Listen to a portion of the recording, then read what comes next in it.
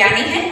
उन्होंने कई पुस्तकें लिखी हैं जिनमें हाल ही में प्रकाशित history of the Andaman islands शामिल हैं और उन्होंने प्रतिष्ठित राष्ट्रीय एवं अंतर्राष्ट्रीय पत्रिकाओं में अनेक शोध पत्र भी प्रकाशित किए हैं।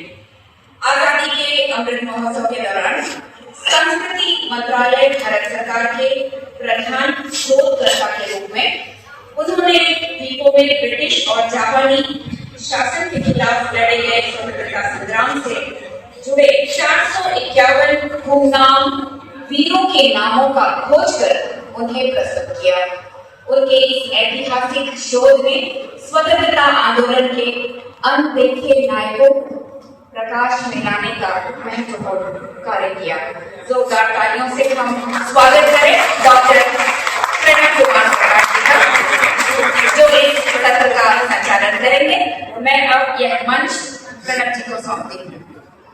धन्यवाद सबसे पहले, और आप सभी को मेरा हार्दिक beyond horizon all India writers festival क्षितिज से परे अखिल भारतीय लेखक उत्सव, ये सचमुच में साकार है ये अपने अर्थों में, क्योंकि क्षितिज के उस पार से लोग यहाँ आए और जंगल भरा इस द्वीप को आबादी में कर दिया और एक मिनी ऑल इंडिया बना दिया। तो और साहित्य वगैरह उनके साथ नहीं आया है। आप अचरज में होंगे कि साहित्य, क्योंकि क्षितिज के उस पार से मध्य अफ्रीका से 60,000 वर्ष पूर्व लोग आए थे, जो निग्रिटो है। सभी जानते हैं कि जलवा के बारे में बहुत लोग उटपटांग सोचते समझते भी हैं, अभी अधूरा ज्ञान रखते हैं, और बहुत ही कम लोग हैं जो पूरा ज्ञान रखते हैं। तो सबसे पहले मैं बच्चों का भी काफी स्वागत करना चाहूंगा, और मैं कवि तो नहीं हूँ, संचालक हूँ, तो मुझे घड़ी पर ध्यान देना पड़ेगा। 90 मिनट का प्रोग्राम है और उसको एवरेज निकाले तो 12 मिनट पड़ते हैं। 7-8 मिनट में कोशिश कीजिएगा अपनी बेस्ट प्रस्तुति कर दीजिए, और अंतिम कुछ बचे रह गए तो गाली नहीं होगी, अपनी अच्छी प्रस्तुति पहले पढ़ लीजिएगा। देखिए उसके बाद अंग्रेज आए। तो जैसे कि मैंने कहा है कि हर जज्बात की जुबान नहीं होती, वैसे जो निकोबारी समुदाय है, निकोबारी का जो हमारे पास 2 माननीय सदस्य बैठे हुए हैं, तो कितनी बड़ी बात है बताइए, उनके पास स्क्रिप्ट नहीं है। They did not have any script earlier, और आज भी नहीं है, पर अंग्रेजी में लिखते हैं। उनके जज्बातों को आज निकोबारी समुदाय के सदस्यगण जो है उसको उन्होंने शब्दों में उन्होंने समझा। आज हमारे पास 2 महानुभाव बैठे हुए हैं, उनके मुख से आप सुनिएगा। साहित्य का सफर शुरू हुआ, उसके बाद में यहाँ पे आप हमारे जो अंग्रेज आए, अंग्रेजों की, क्योंकि मैं इतिहास में बात करूँ तो अंग्रेजों का इतिहास शुरू हुआ, अंग्रेजों का साहित्य शुरू हुआ। सबसे पहले जो फ्रेडरिक जॉन मॉवेट है, जिसके नाम से फोर्ट मॉवेट, उन्होंने बहुत अच्छी किताब लिखी। ये यहाँ के बारे में आपको सुनने को मिलता है, पढ़ने को मिलता है, समझने को मिलता है। फ्रेडरिक जॉन मॉवेट के बाद में जो अंडमान कमेटी की प्रसिद्ध ये किताब आर्टिकल किया फ्रेडरिक जॉन मॉवेट कोर्ट में कोर्ट में और रिलेशनशिप विद अंडमान 2 वॉल्यूम में है। आपको लाइब्रेरी में सारे लिटरेचर मिल जाएंगे, मॉडर्न फिलॉसफी मिल जाएगी, एडवर्ड ब्राउन भी मिल जाएगी, ये सारे अंग्रेजों के लिखे हुए किताब मिल जाएंगे। साहित्यकार और कवि हैं जो समय समय पर अपना योगदान देते रहते हैं। तो समाज समुदाय उदय हुआ है। जब मैं अपना कविता को प्रस्तुत करने के मैंने थोड़ा सा ये भाषा के बैकग्राउंड और एजुकेशन का बैकग्राउंड को मैं थोड़ा सा आपके सामने प्रस्तुत करना चाहूँगा। जब ब्रिटिश यहाँ पर आए, सबको मालूम है शुरू में उसने चाटम आइलैंड में अपना कैंप लगवाए और उसके बाद शिफ्ट किया है उस आइलैंड में। इस जो चाटम आइलैंड में उसने यहाँ की जनजातियों को, चाहे वो चरवा हो अंडमानीज हो, उनको अपने कैंप में रखे, उनके बच्चों को, और कोशिश किया उसको शिक्षा देने के लिए। गांधी को बाहर से भी बारे कुछ बच्चे को लाए थे, और जैसे कि 12 बच्चे को लाए, 12 स्टूडेंट को डिजाइनर को लाए थे साथ। और ये 12 बच्चे चाटम आइलैंड में एक स्कूल में ब्रिटिश के साथ में ये लोग पढ़ रहे थे। बच्चे नहीं थे ये, बाकी ग्रोन अप चाइल्ड थे लोग, 15 उम्र के उससे, क्योंकि उस समय घर से निकलने के लिए कोई भी तैयार नहीं रहते थे। तो जब ये बच्चों को यहाँ लाया तो दे वर वेरी होम सिक, पढ़ना भी नहीं चाहते थे ये लोग। सिर्फ उनको वहां भेजते थे आपको वाइब्रा आइलैंड में जो नारियल पेड़ है उसमें कोकोनट तोड़ने के लिए और लकड़ी जमा करने के लिए वहां से इनको भेज देते हर संडे को। तो संडे में इनको भेज दिया करते थे, उनके साथ कोई ब्रिटिश अफसरान जाते थे साथ में, और जिन नारियल और जो लकड़ी जलाने के लिए साथ में ले आते थे हर संडे। बिल्कुल पढ़ने में चुप नहीं रहते थे, बस उनको एक ही ये था कि कैसे वापस चाहिए अपना घर, कैसे वापस चाहिए अपना घर, बिकॉज इनके मन नहीं पड़ता। तो हर समय में अपना स्ट्रेटजी बनाता था, how to go back to Bangalore. कोई कुछ साधन नहीं लाया था, बारिश में लाया था उनको। तो उनको पता था कि हम साउथ ग्रुप से आए, ये इस समय में हम लोग क्रॉस आइलैंड क्रॉस करके हम वहां जाते हैं, हम नहीं बनाए। जब हर संडे में वहां जाते हैं वाइबर आइलैंड में, तो सब में मुशायरा है कि किसको जाना है निकोबार में, चलिए हम लोग प्लान बनाते हैं। कुछ लोग अमन बोला नहीं हम लोग मर जाएंगे, कुछ लोग बोला नहीं हम लोग जा सकते हैं। तो उसमें से 12 में से 6 तैयार हो गए कि let us go back to our island. तो एक मिडनाइट में उसने ये बताया कि जब सब सो गए, लाइट सब चला गया, कुछ नहीं है, तो ये अपना लिए कई दिनों से नारियल, कोकोनट और टेंडर कोकोनट, नारियल और कुछ केला वो डुंगी में रखे हुए, डुंगी में रख के एक रात मिडनाइट में ये लोग डुंगी में बैठ गए और अपना सेल करना। कोई इंजन नहीं था वो बोट में, जस्ट रो करके they go back to the south direction. जब ये लोग निकले तो अपना निकलते के अपना बदवार चलाते हुए जब सुबह हो गई तो ब्रिटिश बहुत बड़ा बेचैन हो गया कि कहाँ है बच्चे, कहाँ चले गए। तो बड़ी शौक, ये कहाँ चला गया, किस तरह निकल गया, कैसे निकल गया। तो जो बच्चे रह गए थे तो लोग बताया कि हमारे दोस्त ने अपना गांव के लिए निकल चुके, अपना आइलैंड के लिए निकल चुका डूंगी में। ब्रिटिश को बहुत परेशान हो गया, जो भी उनके टीचर थे, जो भी वहाँ के अफसरान थे, तो बोला उनको डूंगी के लिए चलो जल्दी से बोट निकाल लीजिए। सारा जगह ढूंढाया हुआ उनको, ढूंढाए होने के बाद में कोई उनका आधा पता नहीं मिला and they were declared dead. उसके बाद ब्रिटिश ने सोचा यही then we should get back, will go to Ghaziabad और उनको वहां से वहीं पढ़ाएंगे उनको। 15 मार्च को 1896 में एक ब्रिटिश अफसर को वहां भेजा जिसका नाम था मिस्टर सॉलोमन। उसको भेजा गया वहां में, उसने नींव रखा 15 अक्टूबर को 1896 में, और वहां में और उसमें शुरू में ही उसने 12 बच्चों को सिलेक्ट किया और 12 बच्चों का अंग्रेजी भाषा में उसने शिक्षा दिया। और जिसमें से उस बच्चे में जो 12 बच्चे में जो बिल्कुल एक लड़के जो बहुत अच्छे थे, बहुत स्मार्ट था और बहुत रिस्पॉन्स दे रहा था, उसको उसने सिलेक्ट करके वहीं से गाजियाबाद से बर्मा भेजा रेलवे में 1905 में। और यही बच्चे अपना कंप्लीट एजुकेशन करके 1912 में वापस आए। जब वापस आए ये लड़के, उसने पूरा एजुकेशन को ब्रिटिश सरकार के साथ मिलकर वहाँ एजुकेशन अपनाया, लोगों को पढ़ाया, और यही लड़का आगे चलकर उसका नाम John Richardson, sir John Richardson था। तो मैं आपके सामने उसकी कविता को जो है मैं उसकी संदर्भ में मैं उनके पढ़ना चाहूंगा। और मेरी ये कविता जो है ये बिशप जॉन रिचर्डसन पर आधारित है, जिनको आर्किटेक्ट ऑफ मॉडर्न निकोबार भी कहा जाता है। बिशप जॉन रिचर्डसन ने निकोबारी समुदाय को ज्ञान ज्योति देकर अंधकार से निकाला और शिक्षा के द्वारा प्रकृति और विकास का रास्ता सिखाया। उन्होंने पहले स्वयं अंग्रेजी रोमन स्क्रिप्ट को सीखा और फिर अपने लगन और मेहनत से ब्रिटिश रेवरेंड जॉन वाइट के साथ मिलकर रोमन स्क्रिप्ट पर आधारित निकोबारी स्क्रिप्ट बनाया, जो आपने बोले वही रोमन स्क्रिप्ट से के आधारित पर रोमन स्क्रिप्ट पर निकोबारी स्क्रिप्ट बनाया। ये हमारा जॉन रिचर्डसन का है।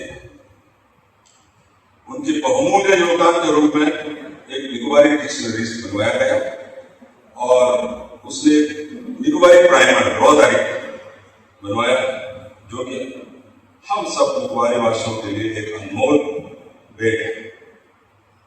शिक्षा विभाग ने भी क्लास 1, क्लास 3 के लिए, क्लास 1 क्लास 2 के लिए टेक्स्ट बुक बनवाया। तो जस्ट बैकग्राउंड है हमारा शिक्षा का पूरा इन्वॉल्वमेंट कैसा इसका उदय हुआ है। तो मैं अपना वयम यहाँ प्रस्तुत करना चाहूंगा आपके सामने, जिसका टाइटल है पूर्णम हनाता। पूर्णम हनाता जिसका अर्थ है ज्ञान का धूप। पूर्णम हनाता ज्ञान का धूप।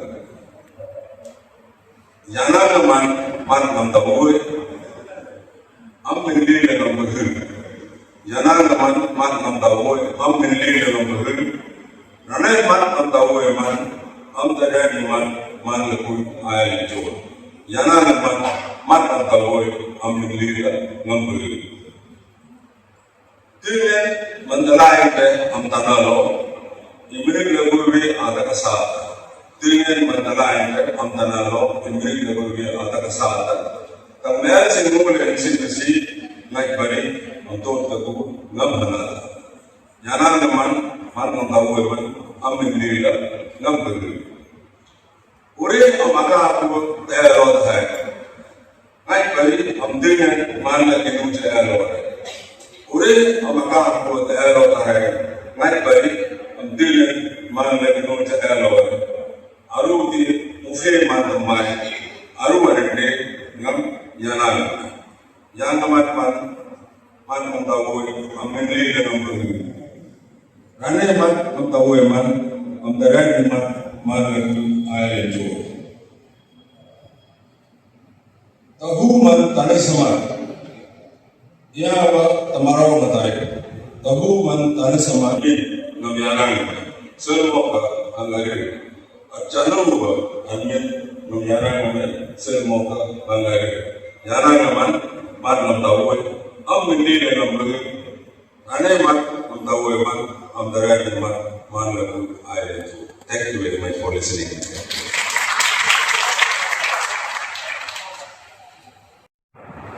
थैंक यू लुकास जी, आपने बड़ी अच्छा इतिहास भी बताया, क्योंकि जॉन रिचर्डसन को श्रेय जाता है पूरा का पूरा निकोबारी साहित्य में जितनी उनका प्रगति हुआ है। और खासतौर पे ये जो निकोबारी भाषा है 1000 से 2000 BC यानी कि 2025 चल रहा है और 2000 और जोड़ लेती है 4000 वर्ष पुराना ये भाषा है और इस भाषा में इन्होंने अपनी प्रस्तुति दी है। ये बहुत बड़ी बात है। एक बार फिर क्लैप कीजिए प्लीज। अब मैं अगले निकोबारी सदस्य को बुलाना चाहूंगा, जॉब, इनका नाम है जॉब, तो कृपया आइए मंच पर। सुना नहीं है, खास करके जो वहाँ पर आज के इम्पोर्टेंट लोग हैं उनके बारे में ज़्यादा सुना नहीं है। तो उस समय हम लोगों ने एक कैरेक्टर को लेके देखा, उनके कैरेक्टर को हर एक के सामने उपस्थित कर रहा था। कुछ कुछक के बारे में आपने कुछक के नाम सुना होगा, कुछ कुछक के बारे में प्रस्तुति कर रहा था, कुछ जॉन रिचर्डसन के बारे में प्रस्तुति कर रहा था।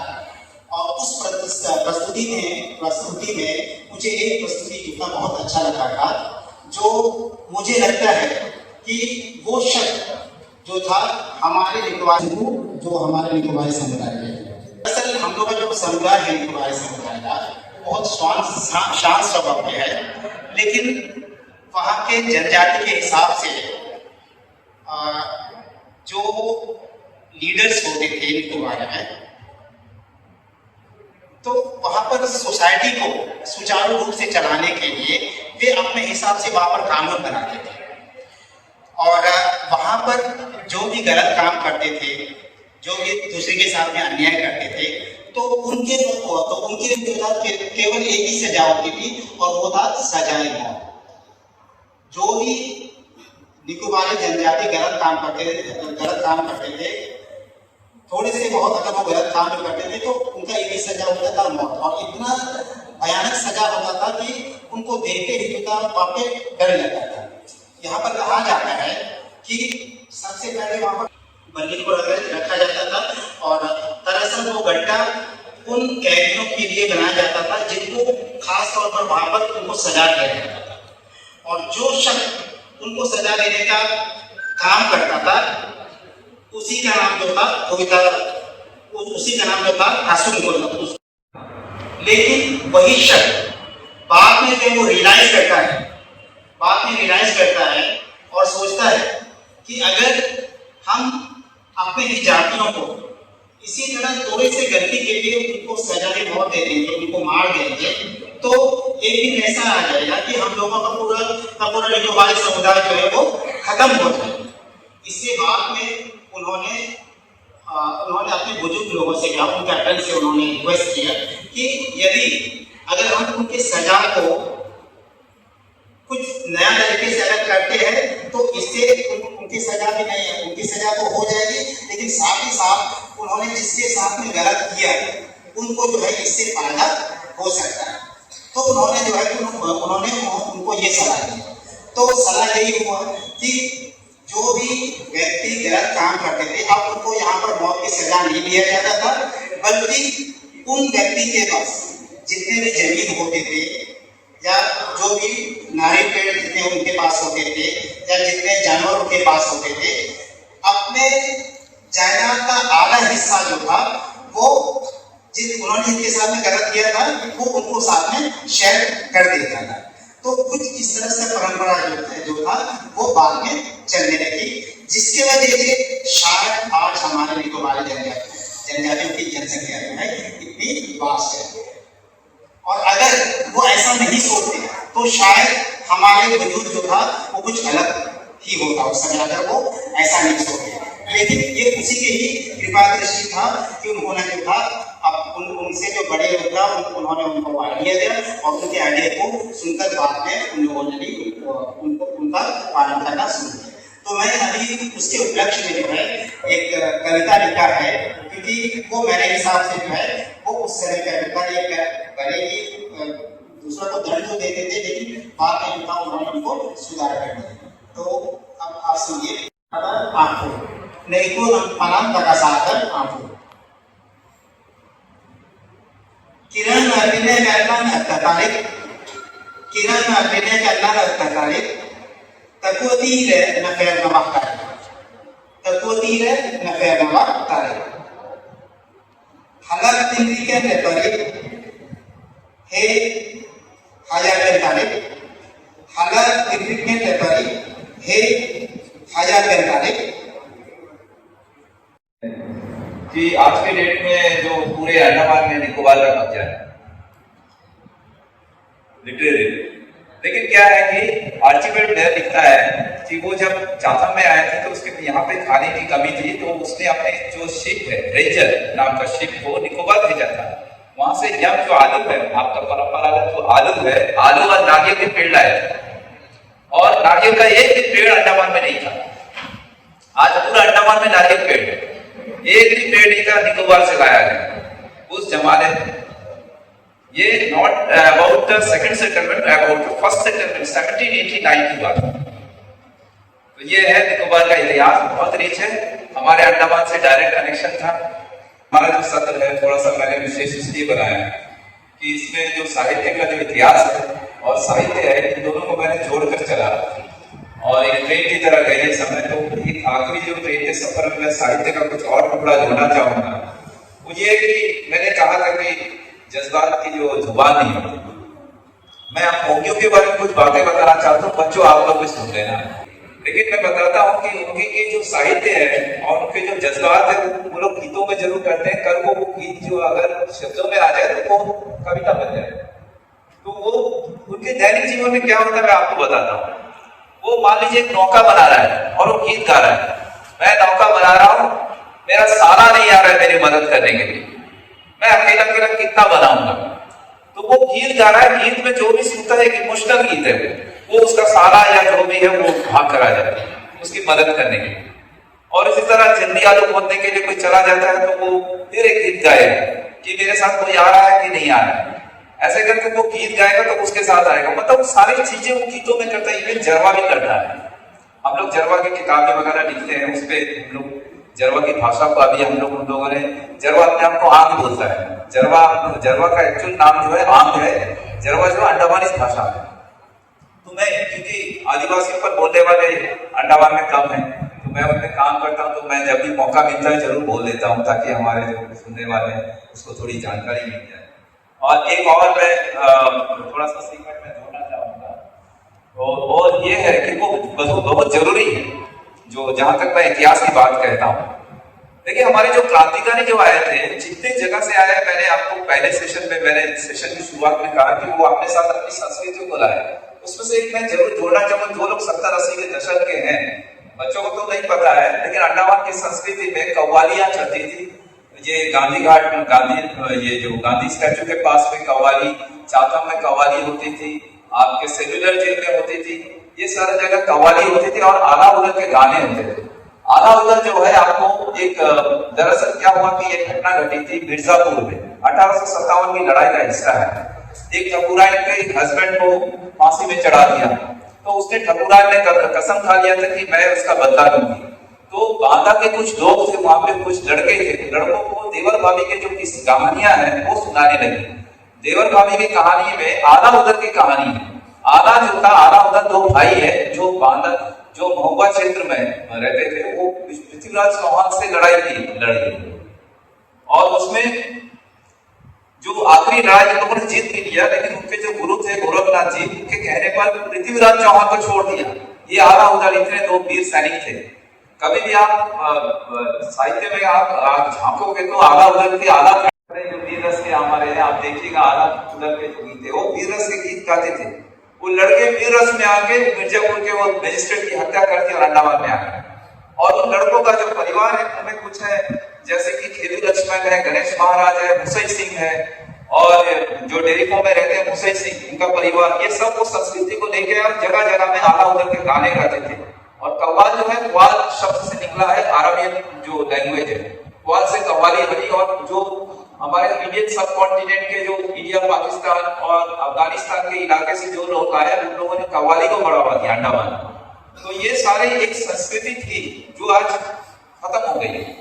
तो ये मुसई सिंह, जो बांदा के लोग थे, बांदा वाले काफी इवेंट 70-80 के दशक तक करते थे। एक कहानी मैं बताता हूँ और उसके बाद मैं अंत करता हूँ। चाथम में क्या हुआ कि इसी तरह का चल रहा था आला उदल के गाने, तो वीर रस वाला था, आप सुन रहे हैं ना, वीर रस वाला था, तो उसने अपने कटाक्ष निकाल दी या तलवार, छोटा सा तलवार निकाल के बाजू वाले का कान काट दिया। अंग्रेज पकड़ लिया, उसको अंदर कर दिया। बाद में बाकी साथियों ने बोला, भाई ये ऐसी बात है, वो गाने का दोष है, इस बेचारे का दोष नहीं है, उसने इतना वीर रस है कि उसने अपना तलवार निकाला और उसका कान काट दिया, मतलब वीर रस में आ गया। तो साहित्य में इतने दम थी कि बहुत साहित्यकार आए यहाँ पे, जैसे सेल्युलर जेल में भी बहुत साहित्यकार आए, लिखने वाले आए थे। मोतीलाल वर्मा जी जो थे, इन लोगों को सेडिशनिस्ट बोलते थे। तो ये साहित्यकार लोग भी यहाँ अंदर हुए हैं सेल्युलर जेल में। हमारे कनक राधा जी बैठी हुई हैं, एसिस्टेंट डायरेक्टर, उनको भी पता है, तो इनका इतिहास है वहां पर। तो अंत में मैं इस सत्र को, मैं बांदा के उस क्रांतिकारियों को और जो कव्वाल जो थे पुराने, उनको समर्पित करता हूँ ये सत्र। और आप समापन का संबोधन कर लीजिए।